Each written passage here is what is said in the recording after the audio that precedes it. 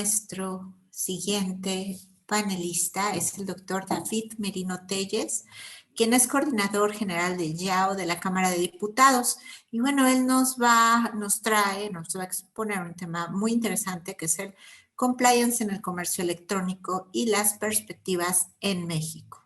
Y bueno, es un gusto tenerlo con nosotros. También comentarles que el doctor David Merino pues está liderando el Comité de Políticas Públicas y Tecnologías en la World Compliance Association. Es un comité que está en fase de creación, pero bueno, aprovechamos también para que el doctor seguramente nos va a hablar, ¿no? También de este comité, de los objetivos y por supuesto que saben que nuestros comités están abiertos para quienes quieran participar, para nuestros socios. Y bueno, doctor, ya está por aquí, ya lo tenemos por aquí conectado. Es que no lo veo, pero a ver. Isaí, ¿me apoya? ¿Sabe si el doctor Merino ya está en sala?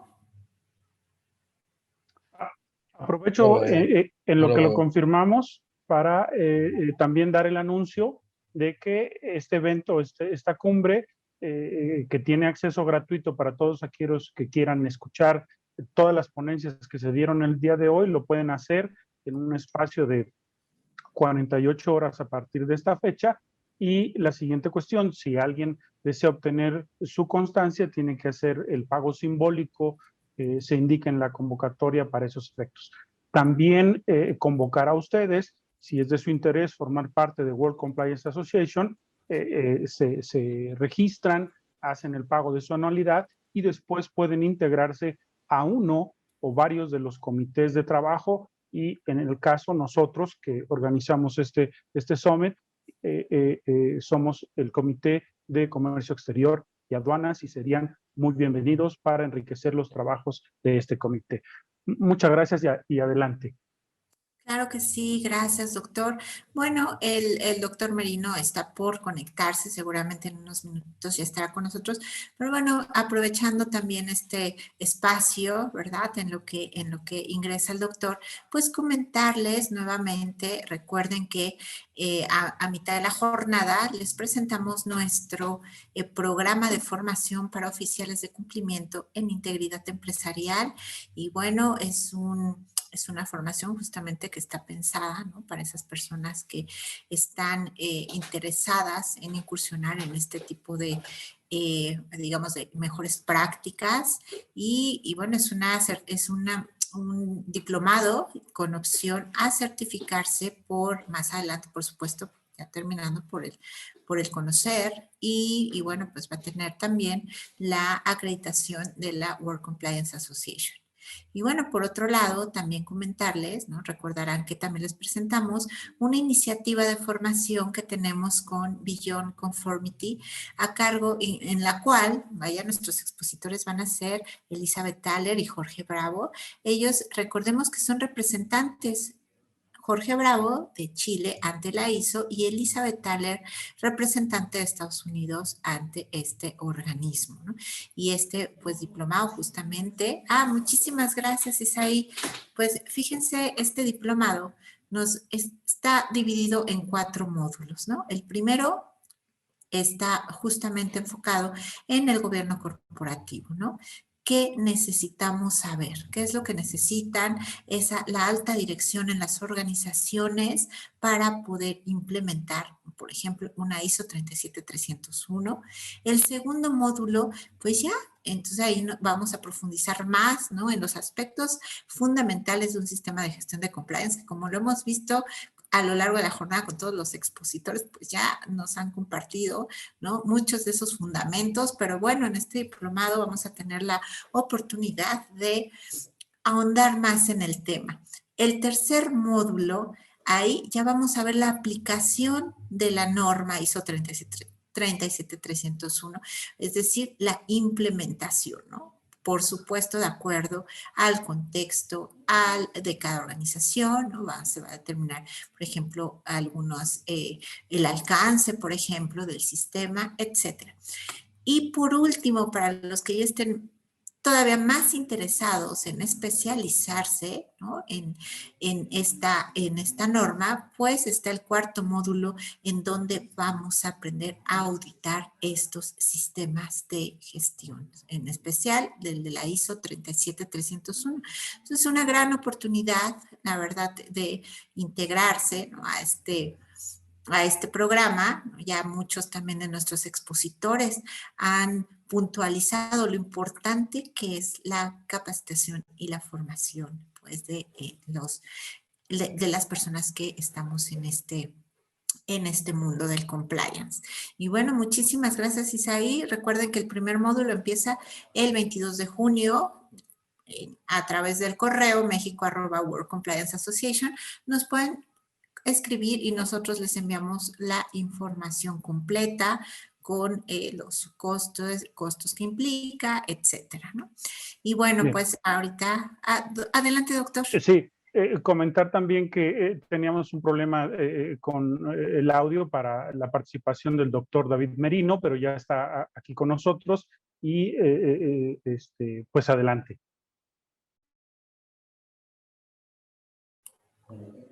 Perfecto, doctor David Merino, un gusto. Le doy la más cordial bienvenida a esta cumbre latinoamericana de negocios internacionales, aduanas y logística. Adelante, doctor. Creo que no. Hola. Hola, ¿qué tal? Hola, doctor, ¿cómo está? Bienvenido. Bien, gracias. Me disculpo, tuve un problema con el audio. Gracias a la gente de soporte que amablemente me apoyó aquí en el chat. Estoy transmitiendo por el audio de la computadora porque mis audífonos por algún tema no jalaron. Entonces, me disculpo por el ruido ambiental, pero trataré de hablar lo más fuerte posible para que se pueda entender. Muchísimas gracias a la World Compliance Association por la invitación. Y bueno, pues para hablar de un tema que además pues nos encanta, ¿no? Que es el compliance y lo que es el comercio electrónico. Yo estoy encantado y ustedes me dicen si arrancamos o hay algún protocolo adicional. Porque como no escuchaba, el problema es que no los escuchaba, entonces ya no supe qué pasó. Adelante, doctor. Ya hicimos la presentación. Entonces lo estamos esperando escuchar con mucho... pues adelante, comencemos. Bueno, pues qué gusto saludarles. Y vamos a platicar de un tema de una presentación que para mí es un tema maravilloso, porque se reúnen dos de las grandes áreas que a mí me encanta en materia jurídica. Uno, pues la materia del cumplimiento normativo, y dos, pues la materia tecnológica. Entonces, digamos que para mí es un verdadero gusto el estar aquí. Bien. Tengo por ahí algunas láminas y me voy a apoyar rápidamente. No vamos a ver todo el material porque obviamente si estoy bien tengo hasta las 7:15, si es que tengo bien mis tiempos. Entonces, este material es un poquito más largo, pero con muchísimo gusto se lo compartimos a quien así lo quiera para que lo vea completo. Con muchísimo gusto, pero vamos a apoyarnos un poquito. Vamos a hablar de compliance y tecnología. Obviamente está la parte de comercio electrónico, que esa es una parte importante y fundamental, porque es el nodo de esta charla y es para lo que amablemente me invitaron. Bueno, ¿qué es el Corporate Compliance? Y aquí voy a usar de fuente a la World Compliance Association, de la cual nuevamente agradezco el que me hayan admitido hace algún tiempo, o sea, poco tiempo, pero ya algunos meses. Y pues como saben, el cumplimiento corporativo en materia de cumplimiento es exactamente ese conjunto de normas, procesos y procedimientos que nos ayudan a identificar riesgos. Yo siempre digo que en México empezamos al revés, porque primero empezamos con un tipo de riesgo, luego nos seguimos con otro y luego le hicimos caso a la teoría general de los riesgos. ¿A qué me refiero? Me refiero a lo siguiente. En lugar de empezar a estudiar teoría de gestión de riesgos y luego analizar los distintos tipos de riesgo que hay, lo que hicimos fue empezar por la prevención del lavado de activos. Luego vino lo que es la reforma a nuestra ley penal y en esta reforma a la ley penal pues vino la responsabilidad penal de las personas morales y eso detonó un tema que es el compliance normativo, aunado a lo que es nuestro artículo 25 de la Ley General de Responsabilidades Administrativas. Entonces, ¿qué sucedió? Empezamos a estudiar el tema de cumplimiento, pero más por una necesidad que realmente por una disposición interna voluntaria de las empresas. Con el paso del tiempo, otras normas fueron tomando este cumplimiento normativo, como es, por ejemplo, el reglamento del Código Fiscal de la Federación, como lo es la Ley General de Extinción de Dominio, como lo tenemos también en algunas disposiciones de carácter laboral, y recientemente algunos proyectos de ley que, bueno, están todavía en veremos si se aprueban o no, pero inclusive hay una ley que se presentó en el Senado, de una ley de debida diligencia y gestión corporativa. Entonces, cada vez el compliance normativo o cumplimiento de buenas prácticas, pues ha tomado una relevancia mucho mayor. ¿Qué sucede? Yo digo que lo que teníamos que haber hecho era estudiar gestión de riesgos y posteriormente irnos hacia los riesgos específicos como es PLD, como es este cumplimiento normativo y buenas prácticas, como es riesgo laboral, como es el riesgo fiscal, el riesgo reputacional, el riesgo operativo, etcétera, etcétera. A los que nos gusta la teoría de la gestión del riesgo, pues entendemos que probablemente así se hizo porque así se fue dando y así es como lo tenemos al día de hoy. Una vez que identificamos nuestros riesgos, y esto es una parte importante, tenemos nosotros que conocer la operación de la entidad. Y conocer la operación conlleva a conocer no solo lo que es la legislación aplicable, sino también lo que es la normatividad aplicable interna de la empresa. Es decir, no basta con cumplir las leyes, sino en materia de cumplimiento normativo hay que cumplir con lo que es el código de ética, el código de buenas prácticas, ¿sí? Y toda la normatividad de debida diligencia que se debe tener dentro de una entidad o dentro de una empresa. Ahora bien, por ahí me empiezan a decir, oye, pero es que esto suena a que tengo que invertirle. Sí, aunque también hay programas gratuitos, por ejemplo, como los desarrollados por la Organización de las Naciones Unidas a través de lo que es el Grupo de Trabajo Empresarial Anticorrupción, del cual pertenecemos y con mucho gusto a quien quiera le podemos enviar los materiales de la ONU. Son gratis, es para que implementen ustedes su propio programa de cumplimiento normativo en materia de anticorrupción. ¿A qué es a lo que quiero llegar? Quiero llegar a que estos programas tienen componentes de prevención, políticas escritas y códigos de conducta, oficial de cumplimiento, supervisión y la formación. Tiene componentes para detectar, que finalmente pues es la línea directa de informe, el monitoreo, la auditoría, las no represalias y la no intimidación. Y los componentes de corrección, como lo es las investigaciones y soluciones y las políticas disciplinarias. Da muchas ventajas que las tenemos aquí en el material, pero la más importante es que disminuye significativamente la corrupción. Ahora bien, es importante que veamos que en materia de comercio electrónico, nosotros tenemos que irnos particularmente a los marcos legales, que esta es una parte muy importante. Y aquí voy a hacer un pequeño alto para platicar con ustedes. En materia de cumplimiento electrónico, finalmente es un tema que podría sonar novedoso, pero que finalmente tampoco lo es tanto. ¿A qué es a lo que me refiero? Me refiero a que el cumplimiento normativo es algo que tiene ya más de una década, pero también nosotros tenemos el tema digital que perfectamente, déjenme decirles que tiene también más de una década. Entonces, cuando muchos hablan de cumplimiento normativo en materia digital, no nos estamos realmente refiriendo a un tema actual. Tampoco es un tema tan a pasado, pero sí es importante que veamos que no es un tema precisamente actual. Oye, se ha perfeccionado con el paso del tiempo, claro, inclusive se tuvo que tomar por muchas empresas, como decimos, el toro por los cuernos derivado de la pandemia. Sí, claro, pero uno de los temas que nosotros tenemos que entender es que el comercio electrónico digital tiene también, obviamente, una serie de situaciones que nosotros tenemos que trabajar y que tenemos que entender. Y eso se le conoce como derecho de protección al consumidor en materia digital. Ahí es donde se vincula este cumplimiento normativo interno con el comercio electrónico. Es decir, el comercio electrónico, como sabemos, es precisamente esta compraventa de mercancías que se realiza o esta prestación de servicios que se realiza a través de medios digitales, entendiendo el Internet o la Internet, como le quieran denominar en el país en el cual ustedes se encuentren, y los datos que circulan por el Internet. Básicamente, el Internet es la carretera por la que circulan paquetes de datos y esos paquetes de datos son los camiones o los carros o las motocicletas, dependiendo del tamaño del paquete de datos que circulan por ahí. De ahí derivan dos tipos de empresas, las empresas que son de economía datificada y las empresas que son de entorno digital.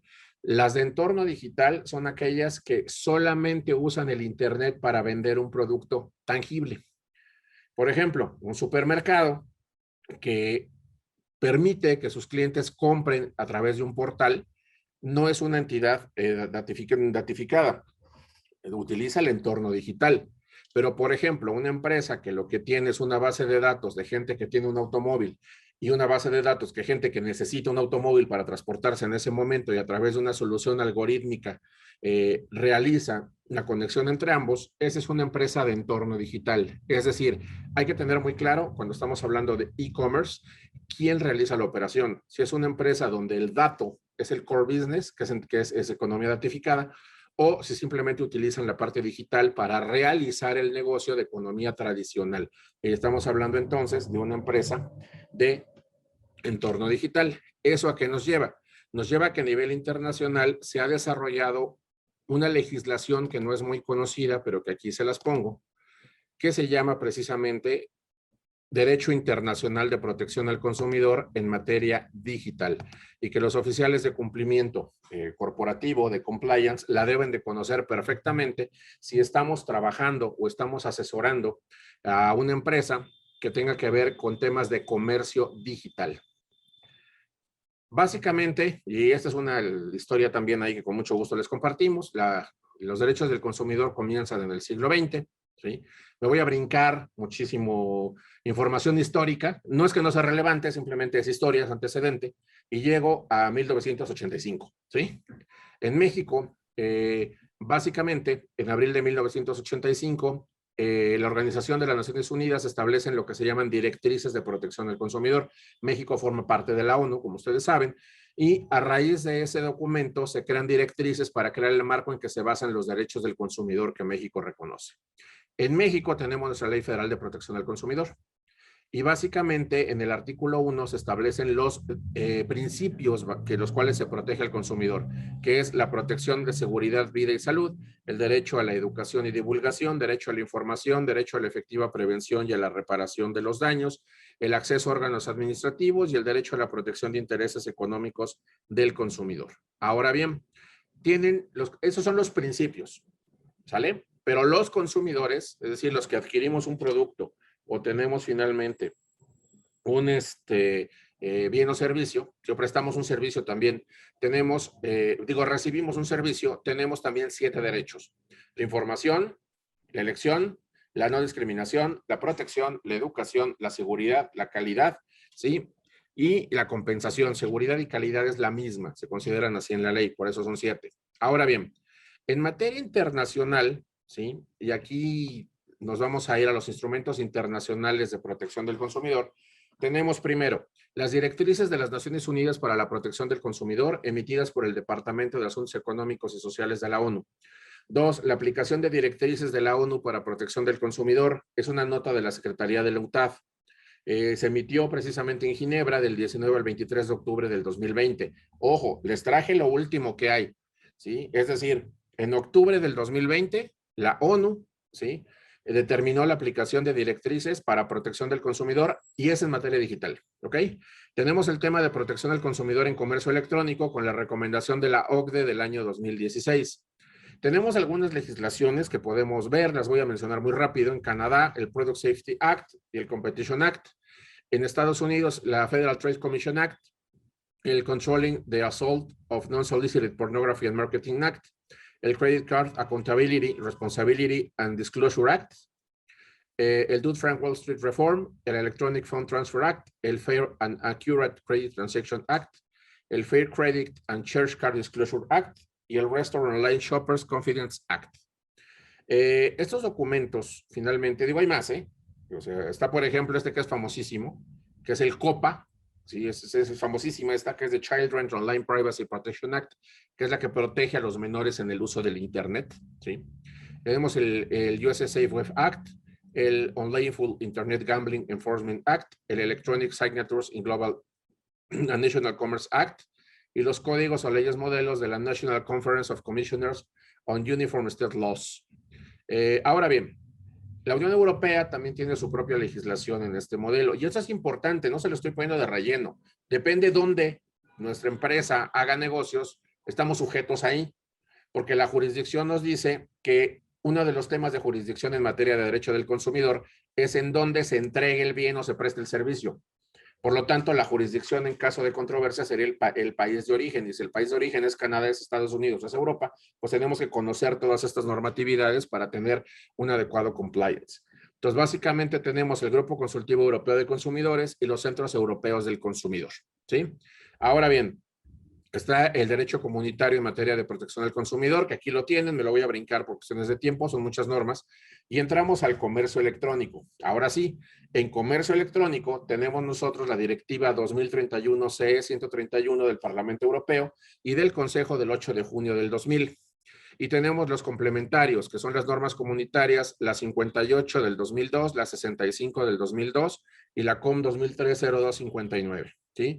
Que se refieren en unos a servicios financieros y en otro datos personales. Tenemos la Directiva 2005-29 del CE del Parlamento Europeo de las prácticas comerciales desleales, ¿sí? En mercado interior comunitario, y la Directiva 2007-64-CE del 13 de noviembre de 2007 en pagos del interior.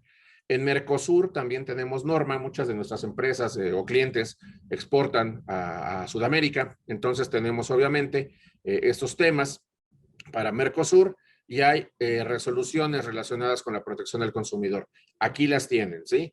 Con sus distintos parámetros, que son los derechos del consumidor, los parámetros de publicidad abusiva y la garantía contractual. Tenemos también que en el 2000 se emite la Declaración de Derechos Fundamentales de los Consumidores del Mercosur y la creación de los tribunales de consumo y competencia. Ahora bien, en materia digital, el Mercosur también tiene desde el 2004 conformado el Comité Técnico número 7 de la Comisión de Mercado Común y tiene normas administrativas de cooperación y un sistema de alerta de recall, que son los productos defectuosos. Y en el 2010 se acordó elaborar el proyecto de resolución de derecho aplicable a los contratos internacionales de consumo. Bien, Mercosur tiene un área que se llama Mercosur Digital y la Escuela Virtual de Mercosur, que opera obviamente con la Conferencia Interamericana especializada en Derecho Internacional Privado, y se trabaja también con Canadá en un proyecto de modelo de jurisdicción y legislación. Tenemos la OCDE, que también tiene una serie de documentos, que aquí los tienen, que es la recomendación de directrices de protección del consumidor en el contexto de comercio electrónico y la recomendación del Consejo respecto de directrices de protección de consumidores de prácticas comerciales transfronterizas que sean fraudulentas o engañosas. Tenemos aquí lo de la ONU que ya les comenté. Ahora, uno de los temas aquí importantes, y entro a la parte central, es Profeco. Nuestra Ley Federal de Protección del Consumidor contempla desde hace algunos años el tema del comercio electrónico, pero no lo contemplaba desde un punto de vista integral. ¿A qué es a lo que me quiero yo referir? Me quiero referir precisamente a que la materia de comercio electrónico se ha buscado regir en México a través de distintas normatividades o de distintos acuerdos, porque inclusive tenemos una norma mexicana que no es precisamente una norma obligatoria, y esa norma mexicana se está pensando, de hecho, ahorita en perfeccionarla. Nosotros tenemos en la Ley Federal de Protección del Consumidor un artículo que todos ustedes deben de conocer si es que realizan finalmente operaciones de comercio electrónico, y que es el artículo 76 bis. Lo voy a poner aquí para que todos lo podamos ver. Este artículo 76 bis era hasta hace unos meses la única norma que podíamos nosotros considerar obligatoria en México para efecto de comercio electrónico en protección de consumidores, en comercio digital. Aquí lo tenemos, lo voy a compartir en la pantalla. Aquí está. dice capítulo 8 bis, de los derechos de los consumidores en transacciones efectuadas a través del uso de medios electrónicos, ópticos o cualquier tecnología. Y el 76 bis, obviamente nos dice que este capítulo aplica la relación entre proveedor y consumidor en transacciones a través de uso de medio electrónico, óptico o cualquier tecnología. Y viene una serie de requisitos que yo como proveedor debo de cumplir, ¿sí? Es decir, debo tratar confidencialmente la información, debo darle toda la información del producto, debo brindar seguridad y confidencialidad a la transacción y obviamente al cliente. Debo de darle todos mis datos de contacto y de ubicación, incluyendo los digitales y los físicos. Debo evitar cualquier práctica comercial engañosa respecto a la característica del producto. El consumidor pues tiene obligación de conocer la información de términos y condiciones y costos. El proveedor respetará la decisión del consumidor en cuanto a la cantidad y calidad de los productos y el proveedor deberá abstenerse de utilizar estrategias de venta publicitaria engañosa o fraudulenta. Recordemos que Profeco tiene una dirección de verificación y esa dirección de verificación precisamente se encarga de monitorear principalmente portales de internet para descubrir estos temas. Ahora, recientemente la propia Procuraduría Federal del Consumidor emitió dos disposiciones que se encuentran en el Diario Oficial de la Federación. Fueron publicadas precisamente en fecha 26 de febrero del 2021 y son dos documentos que también es importante que conozcan en materia de compliance de comercio electrónico. ¿Por qué? Porque precisamente se enfoca específicamente en los temas de comercio electrónico. Lo voy a poner aquí para que lo podamos también nosotros ver. Aquí lo tenemos. En un segundo, porque estoy en la edición vespertina. Aquí está la matutina. Voy a poner primero lo que es el código de ética, que aquí lo tenemos ya a la vista. Profeco lo que hizo es que emitió dos documentos. El primero es el código de ética, ¿sí? En materia de comercio electrónico. Esto pasó desapercibido de repente para muchos, pero es importante. Lo que ellos dicen, y me voy a brincar los considerandos, básicamente aquí nos dice que este código, y ojo, estamos hablando de un código de ética, o sea, esto es compliance tal cual, no es otra cosa, esto es compliance, ¿sí? Es un código de ética en materia de comercio electrónico, donde van a estar los valores y principios que los proveedores tienen que observar con respecto precisamente a la venta o a la promoción o a la prestación de servicios. David, pero ¿cuál es el alcance? O sea, ¿realmente qué proveedores lo hacen? ¿El que vende a través, por ejemplo, de aplicaciones como Mercado Libre o como Amazon? Déjenme decirles que no. Cuando leemos la redacción de este código, ¿sí? Es muy importante porque tenemos que irnos a las definiciones. Y el artículo 1 me dice que el Código de Ética establece valores y principios que todo proveedor adherido, importante, este código es voluntario, no es obligatorio, es voluntario, por eso es compliance, ¿ok? Pero si me voy a las definiciones, ¿sí? ¿Qué se entiende por comercio electrónico? Y aquí viene una parte nodal. Aquí le voy a dejar el tema a los administrativistas para que vean hasta dónde podría darse el alcance de la definición de comercio electrónico que está aquí, porque finalmente sí es una norma que está publicada en el Diario Oficial de la Federación.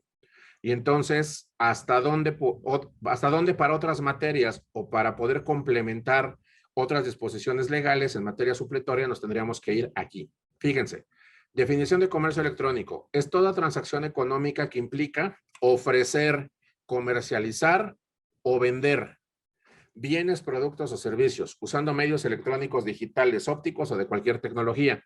Yo les pregunto, una compraventa de una casa, pues no la hago, o tradicionalmente no la hago a través del internet.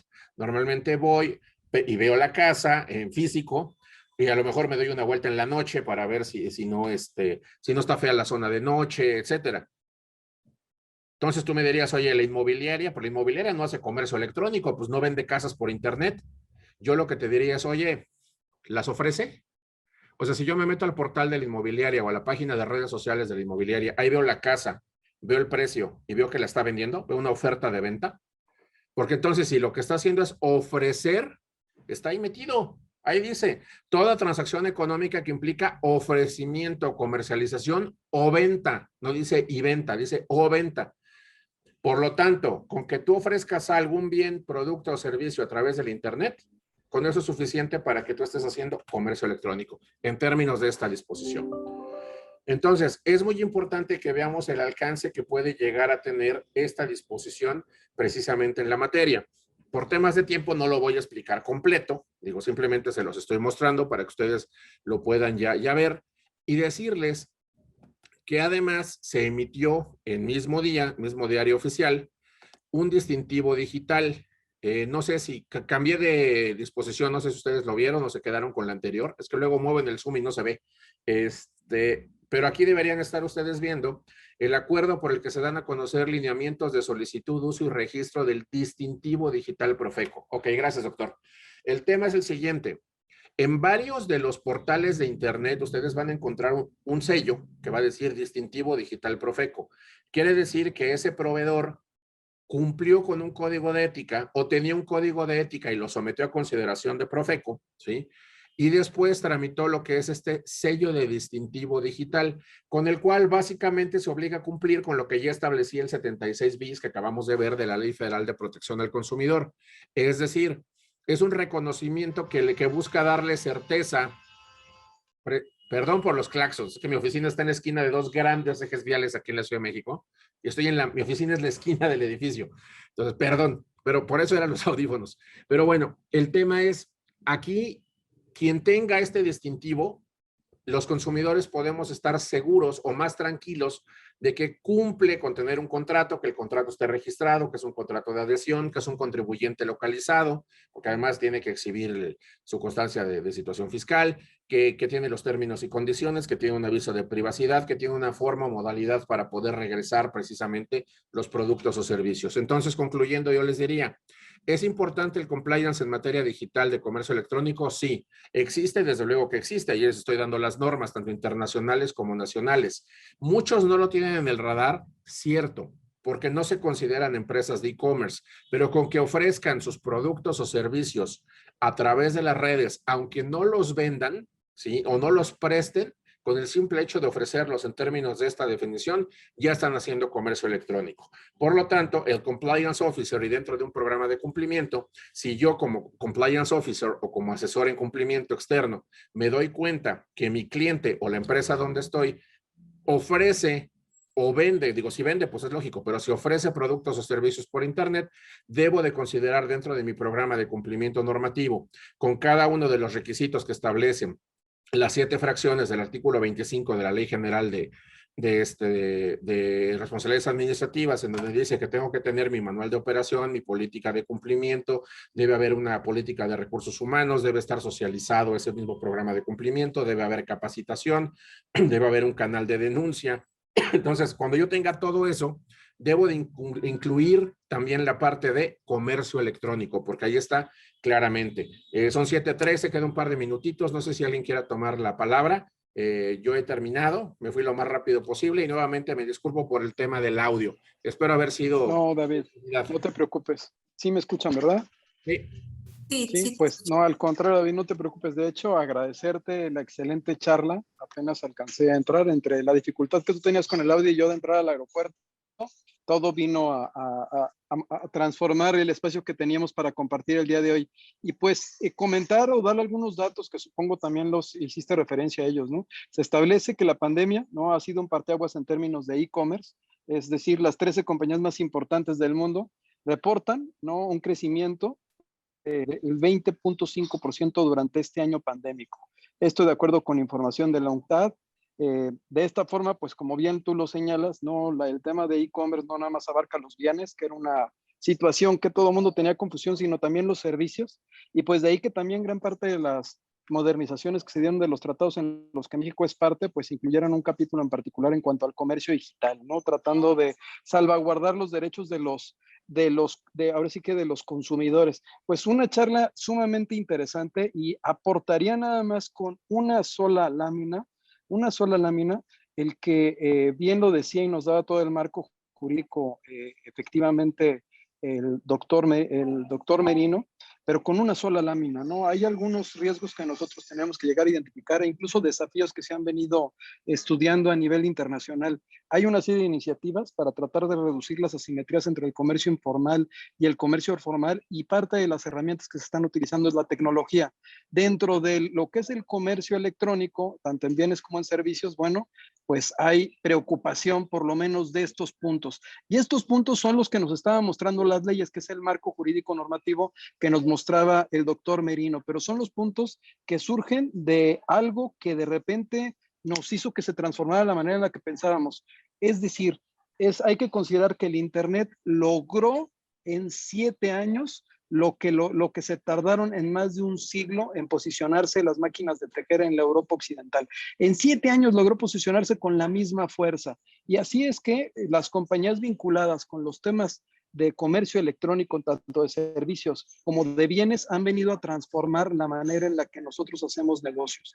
Hay estudios y análisis, incluso vinculados con el impuesto sobre las sociedades. Actualmente acaba de haber una reunión en la cual se está hablando ya de un impuesto mínimo sobre sociedades, pero gran parte de esta literatura pues viene de estos países de baja o nula tributación, en los cuales las grandes compañías de negocios vinculadas con el comercio digital, el comercio electrónico, pues vinieron aprovechando esos espacios que se daban. Y si se dan cuenta, agregando pues, con lo que decía David, aquí un poquito cómo funciona la cadena de suministro tradicional y la cadena de suministro en cuanto a temas de e-commerce. Como vemos, se reduce totalmente con las distintas formas que existen para hacer comercio electrónico. Y por supuesto, abonando al tema de la legislación nacional y de la legislación internacional como marco de referencia que tenemos que tomar en cuenta.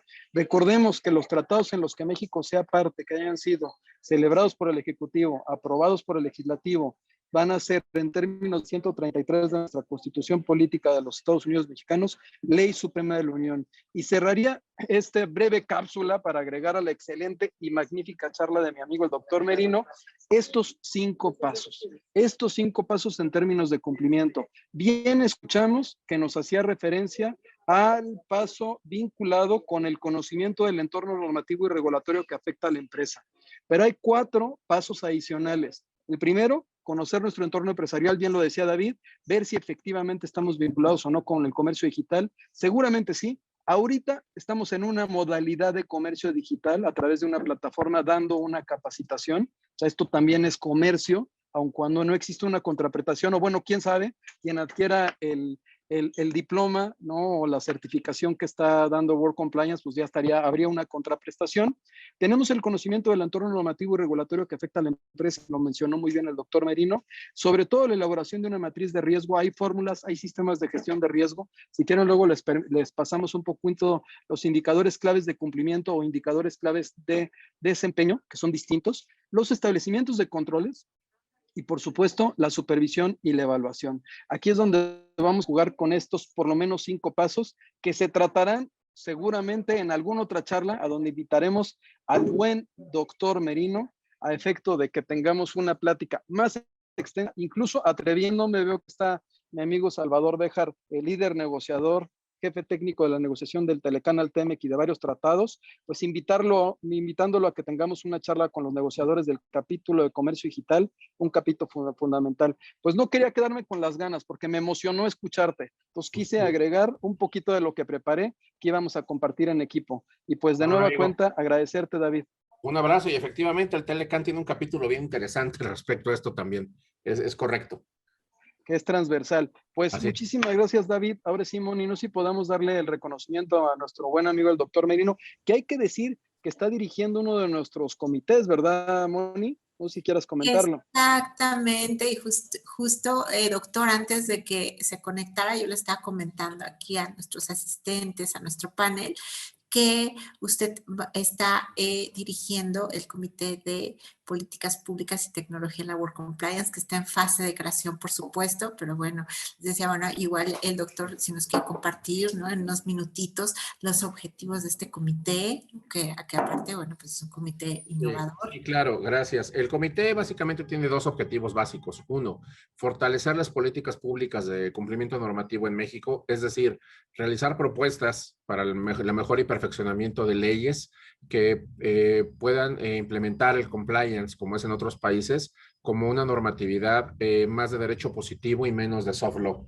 Es una de las principales situaciones. Y el segundo, pues la parte de regulación digital. Como bien lo dijo el doctor de la Torre, no podemos estar ajenos a que el Internet ha cambiado la vida de las personas. Yo tengo 45 años y los que somos más o menos de la rodada, pues somos una parte análogos y luego nos tocó una parte digital, nos tocó ver este cambio. Entonces, ¿qué sucede?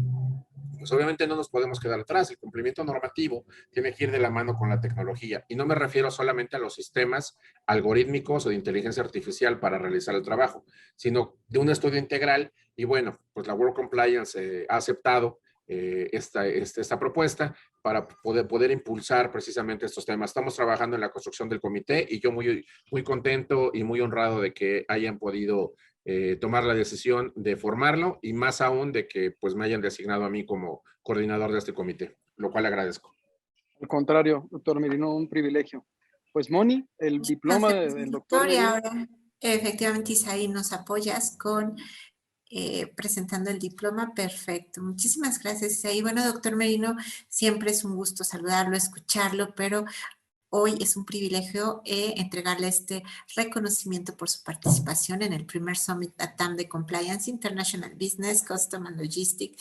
Y bueno, pues firmado nada menos que por nuestro presidente, el doctor Octavio de la Torre Estefano, ya ando cambiando el apellido, y por el doctor José Manuel Vargas Menchaca, presidente del Comité Técnico y de Estudios de Comercio Exterior y Aduanas en la asociación, y así como del doctor Diego Cabezuela Sancho, presidente de la World Compliance Internacional. Un honor que haya estado con nosotros, doctor. Esta es su casa y bueno, pues ya, y claro, por supuesto, es parte de la comunidad y coordinador de este comité. Muchísimas gracias, doctor.